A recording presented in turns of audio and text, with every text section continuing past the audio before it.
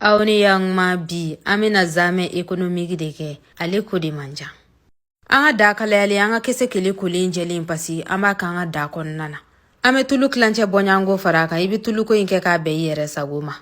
O kofe ame kefe mugu kala, ame kogo doni kala. Koriandri kise mugu, poivre mugu doni, ani nyamaku mugu doni ayere bebado misi kili kasakabu.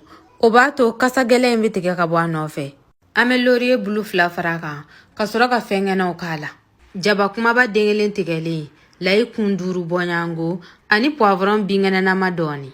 Ame kefe nunu be nyami nywana kuira nyogon fe fa beka noni. Koma oere nyabala chuka mina anga kefe onbe nyami na kosebe, ame jili tiri kilim bonyango kala sisa. Amba la jana soro langa kese kile umona, anika ko kufana jatemine, okele ko ame soro ka adatu kukun, aga tobi doni.